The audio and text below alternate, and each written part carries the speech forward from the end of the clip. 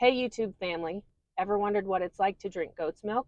Well, today we're diving into the world of utterly fascinating dairy. Get ready for goat's milk, gross or gourmet, where we'll be debunking myths, sharing our expectations versus reality, and maybe discovering the greatest of all time, milk.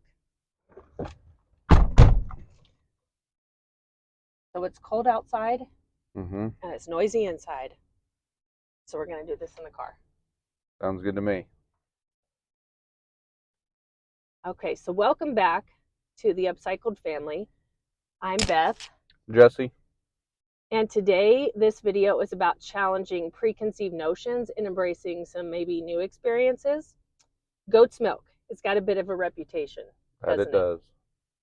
So before we jump in, don't forget to hit the subscribe button and ring the notification bell and join our maybe quirky little homesteading community. So grab your favorite mug because I'm about to spill the milk.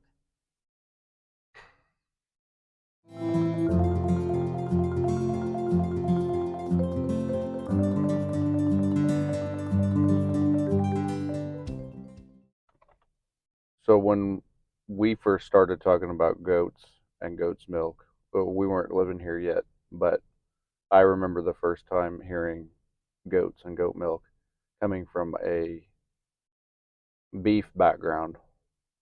And I didn't even really like cow's milk. So you brought up goats and goat milk. And immediately I was like, no. Because you didn't even like cow's milk from the store. Well, from the store, yeah. So my perception before goat's milk, I kind of had two theories. One is I had a friend who kind of grew up in a homesteading lifestyle, and that's actually where we got our first two goats from. But she grew up with goat's milk all her years. So when I mentioned something to her, she was like, it was so common, she didn't know how else to think. So I was like, okay, she doesn't have a weird thing about it. So, and my other thought is when you say something to people about goat's milk, is they usually make a face and go like, ew, or isn't it goaty, or goat's milk? Do you drink that? So I was either like, it could be good or it could be really bad. So I didn't know where it was going to fall in there, but I grew up liking milk and cheese and all the dairy stuff. I love dairy. I didn't care where it came from. Yeah, you were more just naturally growing up. I was weird, I guess, realizing talking to you and our children.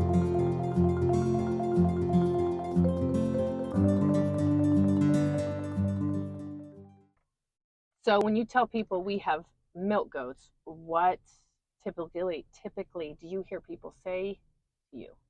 Well, usually it's only two responses. It's one is, do you eat them? And what do you do with them? And I used to just say, well, we just use them for milk.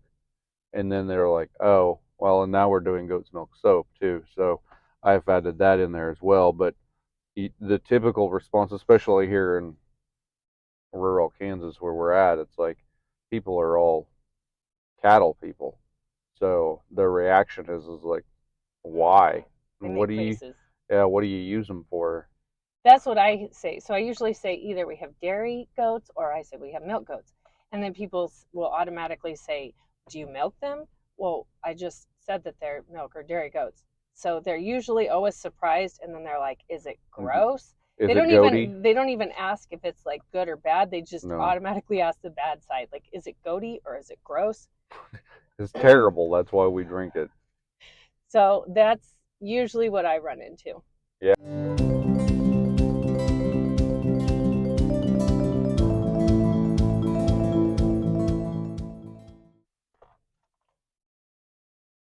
So what was your thoughts before your first glass of goat's milk? I was really concerned and like nervous. Yeah. But we had gone that far to get goats, buy goats, raise goats. So you felt obligated to follow through. Yeah, but that's kind of how all of homesteading things have been for me. I wanted to do them, but then it's nervous when you finally get to the end product if you were gonna like it or not. So. And then what was your actual experience after the first time? Do you remember specifically? I was kind of pleasantly surprised. Like, okay, I was kind of expecting something half bad, but it really wasn't too bad. There's a slight taste difference, but I'm not somebody who has a super sensitive palate to where I could like really taste a huge difference, and some people maybe can. But my initial experience was I could keep doing this. It wasn't obviously because we're here, but um, it was better than store milk. Yes. That I can for sure, without a doubt, say that it was creamier as Hmm. far as like the specific taste or texture. Texture, I already mentioned that it was creamier, and the taste was, I think, sweeter than Hmm. cow's milk.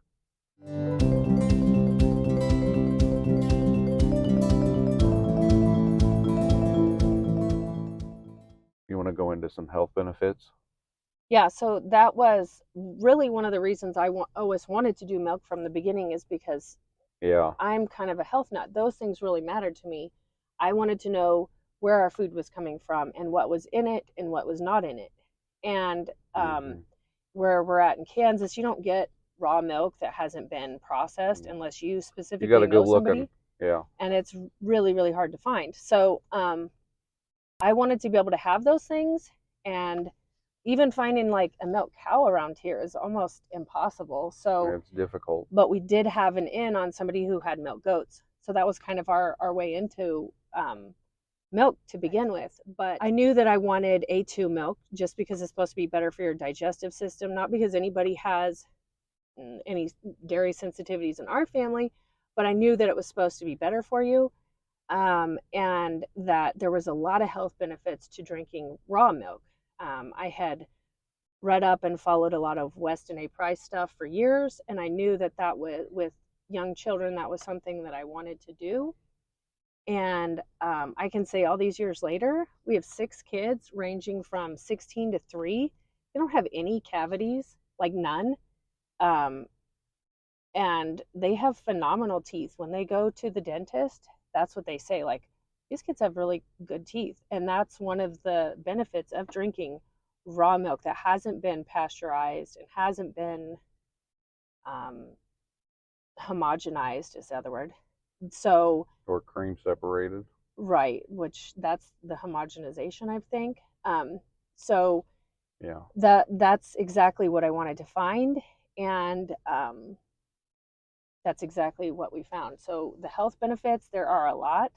There's a lot more um, enzymes that are supposed to be in milk. There's a lot more vitamins that are readily available for your body. Um, it's great for growing kids to have that form of nutrient, Mm-hmm. and it's proved really positive for our family. And like I said, we have 6 kids, so I have been able to test it across all of them. Which is, I think, the driving force for us to try it initially, but then to perfect the process is because we knew the health benefits behind it. Because, I mean, that's ultimately drives everything we do. We're not doing it because it's easier No, it's not or easier. cheaper. So it's everything we do and talk about. It's because we're striving for the healthiest.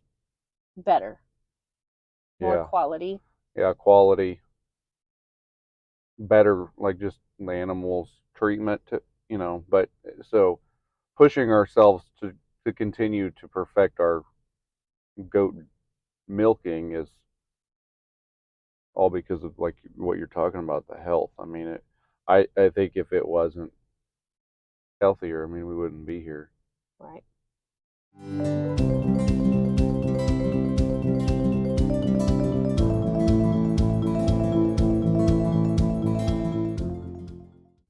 Some concerns that we might address real quick is you mentioned that we and I've talked about it too, but people have expressed concern over the goatiness. Goaty. That's the word. Goaty. Yeah, the goaty milk, and so I would recommend you guys to check back because there's definitely ways to avoid that. And if you're getting goaty milk, then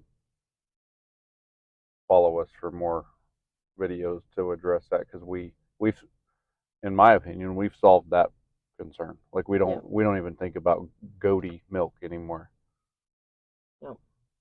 because I don't we have milk now. I don't get any goaty flavor. No. So So there's definitely some tips and tricks, and we're going yeah, to share that a future in video. a future video. Yeah. Do you have any? You want to talk about information or research that supports what we're talking about, like Weston A. Price or other? Yeah. So if you are interested in doing research on milk, I recommend there's a website called realmilk.com, or Weston A. Price has some phenomenal information out there, and it's all researched, backed by science and not propaganda. So real science. So real science, yeah, there you go. So I recommend, if you're looking into this subject, check those out. Okay, so if you have any thoughts or opinions you want to share in the comments, go ahead and do that. And also, if you have any videos that you want on the goat's milk subject, share that in the comments below. And like, share, and subscribe this video. That really helps us and helps get the word out that goat's milk is not all that the myths say. It's not so bad, and Yeah, no, it's good.